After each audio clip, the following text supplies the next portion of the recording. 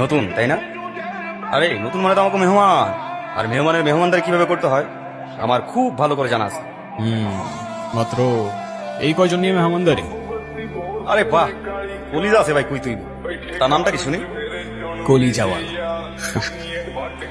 এই দাঁড়া, তোরে গতকাল বানাইছিলাম না? হ্যাঁ, এর মধ্যে হিসাব নিতে চলে আসছোস? আরে ভাই, হিসাব নিকাশ স্যার আজকে অনেক কিছু দিব আপনার, যা কল্পনাও করতে পারবেন না। ফ্রিতে দেবো আজকে, ফ্রিতে। ছোট ভাই, তোর বাপ কি তোর পেছনে ভান্ডার গুজে দিচ্ছে নাকি?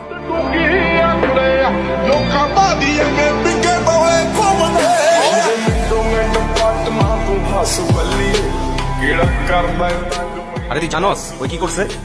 ও বাইরে থেকে আয়া রকির গায়ে হাত দিছে। আর তুই এখানে কি করস? যা এখান থেকে, যা যা। আচ্ছা, গেলে কি করবি? তাই না, নেক্সট কোশ্চেন, না গেলে কি করবি? বুঝলাম না, তুই ওর সাইড নিয়ে আমাদের সাথে তর্ক করতেছিস?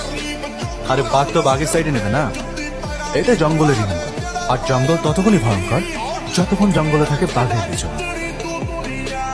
কিন্তু সেই জঙ্গলের রাজা কিন্তু বাঘ না, অন্য কেউ, এটাও মাথায় রাখিস। আরে পাগলা, ইতিহাস ঘেটে দেখ, কোন রাজাই তার রাজত্ব টিকে রাখতে পারে নাই, তোর রাজাও পারবে না।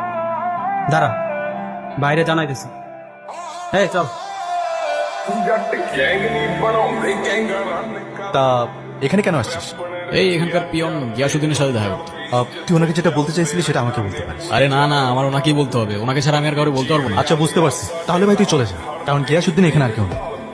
তোর মাথায় কি সমস্যা? এবার তুই থাকতো, তোর যা ইচ্ছা কর। এ তোর কি বাবা আছে? মৃত্যুর প্রহর গুনতে থাকা তোর বাবার যদি শেষ কোনো ইচ্ছা থাকতো কি করতি তুই? ইচ্ছাটা পূরণ করতি নাকি লেজ গুটায় পালাইতি? তুই আমার বাপকে আমার সামনে নিয়ে গলা টিপে মেরে ফেল।